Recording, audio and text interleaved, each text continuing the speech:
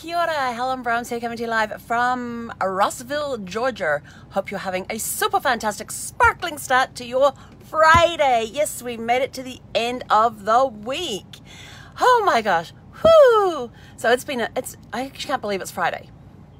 I woke up this morning, looked at the thing and went, oh my gosh, it's Friday already? Wow, where'd the week go? It's been one of those weeks. It's been a busy week. There's been a lot of stuff happening this week. So your challenges for the day. Oh, I got some good ones today. Oh. All right. So your mindset is all about laughter. Yes. Yesterday we were smiling. Today we're taking it a step further and we're turning it into laughter. And I'm talking, not just talking about ha ha ha ha ha. I'm talking about those really good belly laughs that have your sides aching and tears running down your face, because those are the ones that are really, I mean, any type of laughter is good anyway, but the good belly laughs that get the tears streaming, get the sides aching, those are the ones that that last, they have the longer lasting effects. They are the aerobic exercise for your internal organs. They can actually help aid digestion. It's got to be before I can talk properly. They actually help aid digestion because you've got when you're having that good belly laugh, all the internal organs are getting an aerobic exercise. They're getting an internal massage, so it helps them perform better. Other benefits. So I was looking at, I thought, okay, I always talk about benefits of laughter as some of the things. So let's have a look and see what is, and I found a website called helpguide.org. There's other websites out here that agree with this, but this had the most clean-cut, precise list. The other ones, it was all mingled in with a whole bunch of writing. I didn't want to read the whole bunch of writing. So, physical health benefits of laughing. And these other websites that I've checked out as well all agree with this one. This one just had it in bullet points. It had all the explanation stuff there. Well, actually had it listed out very, very well. Like it has, laughter relaxes the whole body. A good hearty laugh relieves physical tension and stress, leaving your muscles relaxed for up to 45 minutes after. And I'm sort of like, yeah, I can agree to that. Laughter boosts your immune system. It decreases stress hormones and increases immune cells and infection-fighting antibodies, thus improving your resistance to disease. And I was like, okay, I laugh a lot. Maybe that's why I have such a strong immune system. Laughter triggers the release of endorphins, the body's natural feel-good chemicals. Endorphins promote an overall sense of well-being and can even temporarily relieve pain. And I thought, okay, next time I get my wrist has issues, I'll just go find a comedy, stick it in there and start laughing.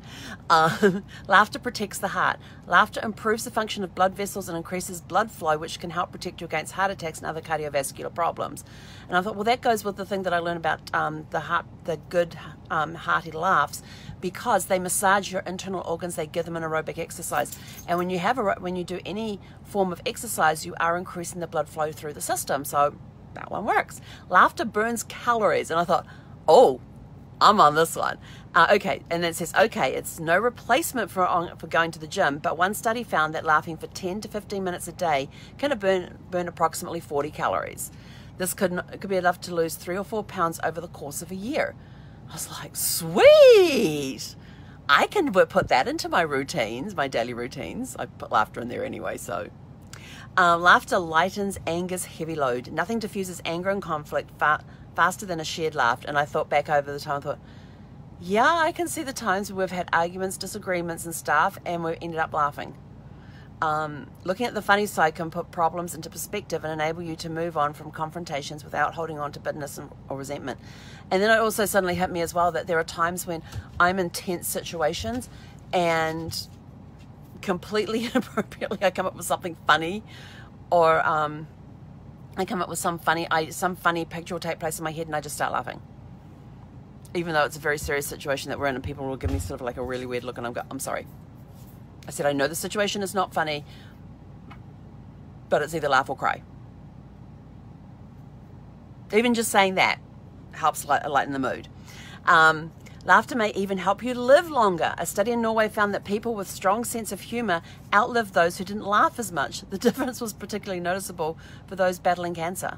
Wow. And I remember when Brad had his first surgery where they removed 12 inches of his colon and rectum, and he was at home recovering and everything else, and I had him the entire collection of the original Kids Say the Darndest Things from back in the 50s or 60s, whenever that was filmed. That was hilarious. and just the things that, looking at it from some, from people in the, where were we? 2008 was when he was diagnosed. So in 2008, you're looking back at what kids were saying in the 1950s or 60s, whenever that came out, and looking at it from, we don't know what the times were like back then, but look at the times now, and it just seems so much funnier. And then we had the whole complete series of the British series Coupling, and if you haven't seen Coupling, it's the British slightly raunchier version of Friends, and just absolutely hilarious. And we would watch that as often as we could. We would watch any of those. And then my husband had this, he loved sci-fi and Twilight Zone and all that, so I actually had him the complete original works of Twilight Zone as well, and that was just for him to mellow out when he didn't feel like laughing. But we would watch the funny stuff just to help, and it did help him with pain management, which was really weird. So we didn't know that at the time, but yeah, it did help. After he had a good laugh and all of that, it did help with his pain management. So so it says, so here's the bullet points. Physical health benefits: it boosts immunity, lowers stress hormones, decreases pain, relaxes your muscles, prevents heart disease. The mental health benefits of laughter is adds joy and zest to your life, eases anxiety and tension, relieves stress, improves mood, strengthens resilience. And the social benefits of laughing: strengthens relationships, attracts others to us, enhances teamwork, helps diffuse conflict, and promotes group bonding. It's a little difficult to do during this time, but there's no reason why you can't get on a Zoom as a group and have a good laugh together. So, mindset, laughter. Get out there, laugh today. All right, your business, finish it Friday. Yay, we're at the end of the week. It is done, done, done, done, done. Look at my board. Oh, hang on, I can't see it. Look at my board. This whole area here is empty. There was a column next to this dark purple. That's all gone. There's a couple of blue bits missing from here, and the orange bits are my writing bits, which I ended up doing other writing and not what was on my board. But I'm accomplished. My website is up and running. So I am super excited about that. If you go to yourfamilytree.com, you can read all about the new adventure that we're going on. It is still I'm still doing travel, but travel's taking a slightly different perspective on things. We're changing around how we do the travel and all of that as well. So, but I am super excited. That was one of my major goals in a 30-day commitment I'd made to myself, was to get the website up and running and get all the packages on there. We've got one package left, which will be going up probably today. I've got to finalize a couple of pieces on it. I'm still working through what I should actually be offering in that final package, which is the high-end package. But the website is up, it's running, the subscription service is up and running. So I am super excited, because those were two of my major things to get done in a 30-day commitment, and it's done. Yay, I can celebrate. Woohoo! Okay, Fun Fact Friday. For your fun activity, your Fun Fact Friday, what does moonshine and stock car race and the NASCAR have in common? Well, actually, moonshine was the birthplace of the stock car racing, of all the stock cars. And today happens to be, and the only reason I'm bringing it up today is June 5th is National Moonshine Day. And I was looking at my calendars, what is it? The National Day calendar. So today is National Donut Day. The first Friday in June is National Donut Day.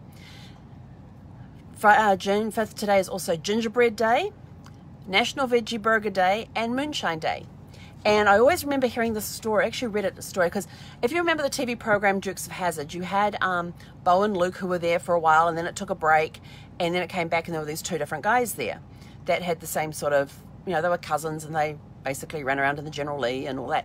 And I was always wondering, what happened in between? Well, I happened to find a book one time that filled in that gap between what happened to Bo and Luke and what happened when their cousins showed up. So it showed that it was that story, that missing link in between. And what it was that Bo and Luke actually went and started and were racing in the NASCAR thing. And they come back later on in the later episodes when the other two guys are on there, and they've got one of the trophies with them. But they actually went and were racing in the NASCAR. And this was the whole story about how that all came about and everything else. But one of the interesting things in there is they had the story about how Moonshine, the bootleggers, the runners, became your very first NASCAR racers. And so I'd always had that story in the back of my head, and I thought, I wonder if that's true. Well, when I saw the National Moonshine thing for today, I had to go check it out. And sure enough, that basically is how it happened. So what they did is that the smugglers of the moonshine, they would have, the reason they got the cars got named stock cars is because they looked like ordinary cars on the outside. They looked normal enough to avoid attention. But on the inside, they had the souped up engines, they had the extra suspension in them, they had the heavy duty shocks because they had to protect those bottles of moonshine that were in there. A lot of them had the back seats removed so they could carry more moonshine in the back. And they were calling it hooch. Now hooch, if you've been watching me, you know that hooch was actually coined in Alaska. And so I looked up the history of hooch, and it was after the Hoochachini, I think it was. Oh, I totally forgot to keep that page up. There's an Alaskan Indian tribe that hooch was the first part of their name, and they would make illegal booze and all of that during the Prohibition in Alaska, and that's where the term hooch came from. So yeah, so they did that, and then they would go driving through the roads and everything else. Well, then they started having competitions between themselves, but then they turned around saying, well, you know, they would know the roads like the back. They would know the roads, the paths by the back of their hands. They could even do things like turn the lights off and navigate through these roads and everything else without the lights on because they knew the roads so well. But then they started getting like into competitions and stuff and going, oh, I can drive faster than you. So they would say, okay, we're picking up the moonshine here and we're going to deliver it here from point A to point B. You can take whatever road you like. Well, then they came up with the excuse, oh, we had the Inland Revenue were chasing us, the police were chasing us, and blah, blah, blah, blah, blah. So then they started doing racings in, organized racing in fields, and people started on these farmers' fields and stuff, and people started coming watching them, and the farmers sort of like, well, they're tearing up my fields, I'm going to start charging them. And that was kind of how the organized racing got started. And then it wasn't until, hang on, I gotta get down here a little further. It wasn't until December the 14th, 1947, when one of the runners by the name of Big Bill France held a meeting with other drivers, car owners, and mechanics, and finally put in place some standardized rules for the racing, and thus NASCAR, the National Association for Stock Car Auto Racing, was born. And the official race was held 2 months later. So that is how what moonshine and stock car racing have in common. So it was very interesting history about how things developed to become stock car racing. I love auto racing.